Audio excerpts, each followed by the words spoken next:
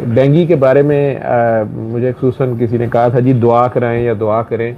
और डेंगू का अजाब, एक तो ये मेरी कौम, जितने आप मुसलमान उर्दू समझते हो, मैं उर्दू में बात करता हूँ, जहाँ भी बैठे हुए हो, तो अजाब नहीं है, ये आफत है। अजाब मुसलमानों पे नहीं आ रहा, ना आता है, आफत है।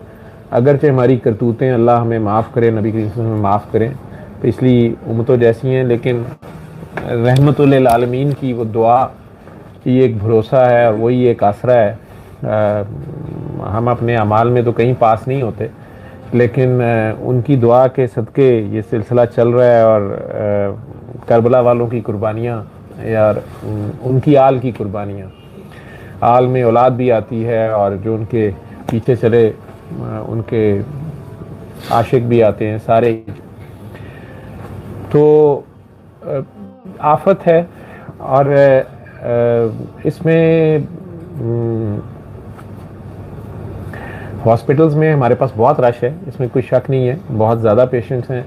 हम उन्हें एहतियातन दाखिल ऐसे लोगों को कर रहे हैं जिन्हें ब्लीडिंग शुरू हो जाती है, नाक से, मुंह से, पखाने काले रंग के आने शुरू हो जाते हैं, या बहुत ज़्यादा उल्टी है और वो कुछ खाने पीने से कासर है कि उसमें पानी पूरा करना है। मैं अदरवाइज़ ज़्यादातर को एडवाइस करता हूँ कि घर में स्कंजबीन बनाएं, नमक चीनी थोड़ा डाल लें, और वो बर्फ़ शरफ़ ना डालें, उसे नॉर्मल टेम्परेचर पे वो जितनी ज़्यादा पी सकते हैं, उल्टियाँ ना शुरू हो जाएं, वो पिएँ। फलों का जूस ले सकते हैं, अफोर्ड कर सकते हैं, वो करें। जो लोग सेहतमंद हैं वो फल ले के बांटें, मीठे कोई फल, सेब का जूस लोग पीना शुरू हो गए हैं, अब सेब ना महंगा कर देना। तो जो लोग चाहते हैं कि वो उन्हें खुद डेंगू ना हो, वो ज़्यादा से ज़्यादा फल बांटें।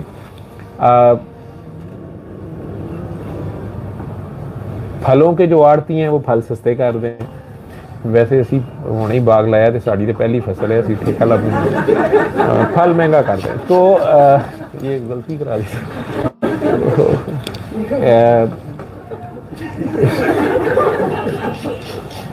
अच्छा, आपने ज़्यादा से ज़्यादा जो है प्यार करें, प्यार बांटे। डेंगू भी प्यार ही कर रहा है।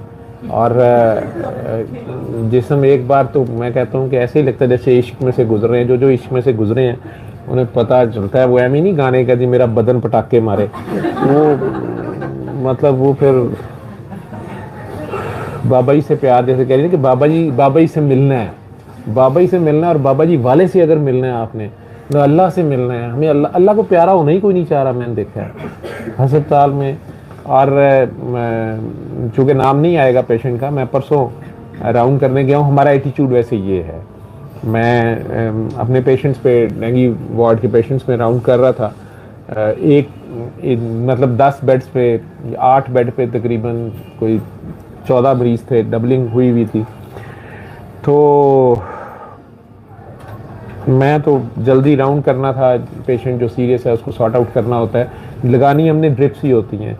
अगर उसको उल्टी आ रही है, वो पानी नहीं रोक पा रहा जिस समय, या मोशन लग रहे हैं, या दर्द बहुत है, दर्द के टीके भी हम नहीं लगाते, उसको प्लेटलेट्स कम होते हैं। लेकिन इसमें असल चीज़ होती है हीमोग्लोबिन, और खून थिक तो नहीं हो रहा उसका, या खून की कमी, अगर ब्लीडिंग होगी फिर ब्लड लगाना होता है। अदरवाइज़ आपने घर में ही अपना पानी पूरा रखने की कोशिश करें, रेस्ट करें, और सूरह रहमान सुबह दोपहर शाम शुरू कर दें। अब मैंने वार्ड में पहले पेशेंट पे राउंड करना शुरू किया तो उसने काफ़ी शोर मचाया हुआ था। तो मैंने कहा कि आपके पास फ़ोन है, आप ऊंची आवाज़ में, पढ़ा लिखा लड़का लग रहा था, तो उसने कहा जी सर। मैंने कहा आप, और वो उस वक्त ही लेटा हुआ साथ हाय कर रहा था, साथ वो कोई यूट्यूब पे शायद वीडियो देख रहे थे या कुछ कर रहे थे। तो मैंने कहा आप इसमें सूरह रहमान कारी बासित की आवाज़ में दिन में एक बार ऊंची आवाज़ में लगा दिया करें, और सारी वार्ड को कहा करें कि आंखें बंद करके सुने। अब सारे बड़े हैरान होकर देखना शुरू हो गए कि डॉक्टर साहब ने की है। तो साथ मैंने दुआ तेज़ी से बता दी कि 3 बार अल्लाह कह के पानी पी लिया करें। साथ जिनके जिस्म में, उसने कहा डॉक्टर साहब जिस्म जो बड़ा दर्द है, तो मैंने कहा जी दूध में हल्दी, नीम गर्म दूध में हल्दी डाल लें। अब उन्हें मेरा ख्याल है लगा ही नहीं कि ये कोई प्रोफेसर है या डॉक्टर है, उन्हें तो कोई कीमा बड़े है पागल। तो अगर मैं सूअर की चर्बी का बना हुआ कैप्सूल बताता, वो सारों ने भाग के ले आना था। मैं उसकी मिसाल नहीं, मैं तजर्बा 100% बता रहा हूँ कि हमारा हाल क्या है। तो मैंने कहा जी वो लें, फलों का जूस लें, घर से मंगवा लें, और कोशिश करें बाज़ार की फ़िलहाल कुछ चीज़ ना लें। कोई और इन्फेक्शन ना हो जाए। बाज़ारों में लाजमी नहीं है कि, मैं वैसे ही बात कर रहा था, लाजमी नहीं है कि कोई सफाई सुथराई का बहुत ख्याल रखा जाता हो। तो फिलहाल आप चूँकि वीक हुए होते हैं, वाइट सेल भी कम हुए होते हैं, तो कोई दूसरी इन्फेक्शन ना हो जाए, पानी पूरा रखें तो आप ठीक हो जाएंगे।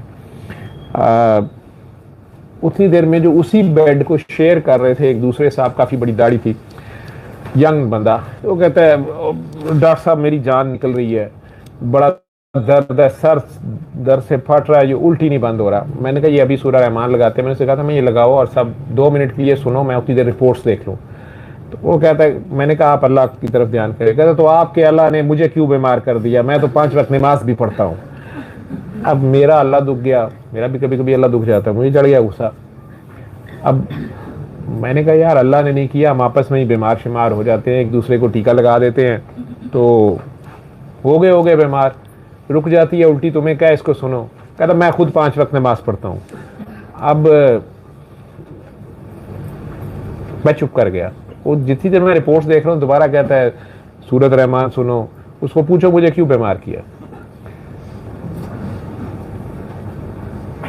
मेरा उल्टी नहीं रुक रहा। मैंने कहा आपने कोई बाजार से बर्गर शर्गर खा लिया होगा उल्टा सीधा, तो उल्टी नहीं रुक रहा। कहता हम तो खुद बर्गर बनाते हैं, हमारा अपना बर्गर है, और हम आए मुगलपुरा में, हमारा आपको कभी बर्गर खिलाएंगे। पास ही उनके भाई खड़े थे, वो भी माशाल्लाह बाशरा थे पूरे। तो मैंने हंस के कहा, तो मैं कहा फिर किसी ने तुम्हारा बर्गर खा लिया, उसकी उल्टी नहीं बंद हो रही, अब तुम्हारी वो नहीं होने दे रहा। कहता नहीं ऐसी बात नहीं होता है, हम ऐसा नहीं करते हैं। वो मैंने कहा यार कोई मुर्दा मुर्गी का गोश्त डाल दिया होगा बीच में और अब फंस गए हो। तो उसका भाई कहता है देखे डॉक्टर साहब, हम गोश्त लेते हैं, बर्गर बनाते हैं, अब वो ज़िबा करता है नहीं करता, वो जिंदा को करता है मुर्दा को करता है, ये उसका दीन ईमान है।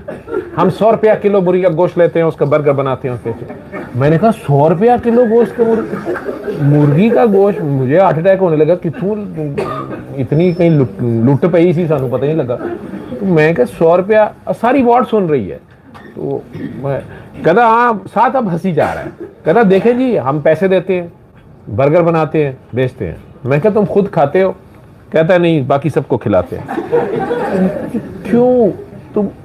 तुम्हें पता है कि अल्लाह का हुक्म है कि बेहतर तो यह खुद ज़िबा करो और उस पर तकबीर पढ़ो, नहीं तो जो दूसरा कर रहा है देखो वो तकबीर पढ़ता है, ठीक है। आप ये कह के फारग हो जाएंगे कि जी ये उनका दीन ईमान है, मैंने उनसे गोश्त खरीदा, आपकी कल काम नहीं करती कि 100 रुपए किलो में गोश्त मिल रहा है, ये आप ले लेते हैं। आगे से हंसी जा रहे हैं खसियानी। बहरहाल डॉक्टर साहब इसको तो ठीक करें। मैं कहा जी इसको हम तो ड्रिप लगा सकते हैं, लेकिन आप सच्चे दिल से तौबा करके और सूरह रहमान सुने। तो वो जिस बेचारे की उल्टियाँ आ रही थी, मुझे कहता फिर मैं ठीक हो जाऊँगा। मैं कहा सच्चे दिल से तौबा करो और सुनो, अल्लाह खैर कर देगा। अब सारी वार्ड सुन रही है, मैंने आगे राउंड किया, बाकी सारे पेशेंट्स देखे, मैं चला गया। अगले दिन मैं गया तो वो बर्गर वाले इस भाई साहब नहीं थे, और जिनको मैंने कहा था फ़ोन पे सुनाना, वो वैसे ही लेटे हुए थे, बुखार उनका भी उतर गया था। तो मैंने कहा कि ये कहाँ गए? कहता है डॉक्टर साहब ये सुबह से बिल्कुल ठीक ठाक था, ये तो भाग गया बगैर बताए।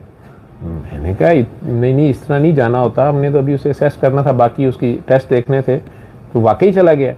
अब सारी बात कहते हैं हाँ जी वो चला गया है। उसने ना रात को उसकी बड़ी तबीयत ख़राब थी, तो उसने मुझे कहा कि यार सूरह रहमान लगा दे, तो उसने सूरह रहमान सुनी।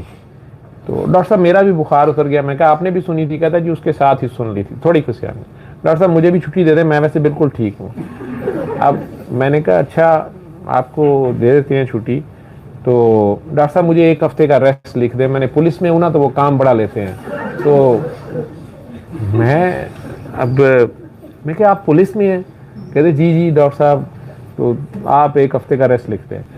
मैं कहा वो रेस्ट बाद की बात है, तो तुम्हारे सामने कह रहा था 100 रुपये किलो गोश्त का वो बर्गर बनाता है, तो लगता है कि उसने सच्चे दिल से तौबा की है, वो ठीक हो गया। अब बाकी सारी वार्ड से मैंने पूछा, मैं कह आप सब लोगों ने सुना था? चुप सारे। अब मैंने राउंड किया है, हर बंदा मुझे कोई ना कोई मसला बता रहा है कि मुझे ये है। मैं मेडिसिन, उसमें मेडिसिन देनी ही नहीं होती, बहुत थोड़ी मेडिसिन हम देते हैं। बहरहाल वो जो भी दाल दलिया शरबत फिर मैंने देना था वो मैं बताता रहा उन्हें, और मैंने उन लोगों को दोबारा लास्ट पेशेंट पे मैं गया तो वो दोनों मियाँ बीवी थे, बीवी बेचारी असिस्ट कर रही थी, तो मैंने कहा अब आप तो काफ़ी बेहतर हैं, तो इनकी काफ़ी खिदमत आपने इनसे ले ली है, आपको इनकी भी इम्पोर्टेंस का एहसास हुआ है, बेचारी मर्दाना वार्ड में आपके साथ हैं। कहते हैं नहीं जी ये तो हैं ही स्टाफ नर्स हैं, तो लेकिन उन्होंने बड़ी खिदमत की है। तो वो कहती हैं डॉक्टर साहब आप बड़े डिफरेंट डॉक्टर हैं। मैंने कहा जी आपने इन्हें सूरह रहमान सुनाई है? थोड़ी देर इधर देख कहती है कि अच्छा डॉक्टर साहब घर जाके सुनेंगे, जब वो रात को खान साहब सुन रहे थे उस वक्त थोड़ी सी सुनी थी। तो एक मुफ्त इलाज आपको बताया जा रहा है, उसकी कदर नहीं है। क्या जाता है आप लोगों का 5, 10, 15, 20 मिनट। अल्लाह से तो शिकवे हम ऐसे करते हैं, और उसने हर मर्ज की शिफा नाजिल की हुई है। कुरान करीम का हर शिफा है, ठीक है। एक साहब ने बीच में जिद लगाई, वो साथ लेटे थे, कहते हैं हाँ पर मैं सूरत बकरा सुनी है, मेरे मुंह से निकले, मैं तेरे नक चू खून भी तो नहीं बंद होया, कहना हाँ ये बढ़ गया है। तो मैं कहा कुर्बानी देनी है तुम्हें, ठीक है। सूरह बकरा 2.5 पारे की थी, कहना थोड़ी जी सुनी सी, नाले कारी सुदेश की आवाज च सुनी सी। मैं कहा जी ठीक है। मैं कहा ये दवाई आपको लिखी थी ये नहीं आ रही, तो अब इसमें या तो बाहर से ले आए, गोली है सस्ती है। कहते डॉक्टर साहब अच्छा जहा ब्रांड लिखो। मैं ये कैप्सूल था, तो मैं ये कैप्सूल ले आए, इसमें हो सकता है थोड़ी सूअर की चर्बी होगी, और ये एक शरबत ले आए इसमें थोड़ी सी अल्कोहल होगी, तो वो आप ले आए। तो माशाल्लाह उनकी भी काफ़ी दाढ़ी थी। कहते हैं लाहौल वाला कुआ, तो ये आप इस तरह के कैप्सूल इधर क्यों दे रहे हैं? मैं कहा जी इसमें जेलेटिन होती है कैप्सूल में, ठीक है, वो आप पता कर लीजिए कहाँ से आती है, ठीक है। और कफ सिरप सारों में ही अल्कोहल होती है, तो शिफा के तौर पे जायज़ है आप लें, ठीक है। तो थोड़ा सा हंसे, तो मैं अपने ध्यान में अगले बेड पे जाकर कहते हो दवाइयाँ तो लिख दियो, मैं लिख दी उन्हें दवाइयाँ, ठीक है। पता नहीं मैं क्या कहना चाह रहा हूँ, क्योंकि मेरे समझाने से क्या होता है जब आप समझना ही नहीं चाहते।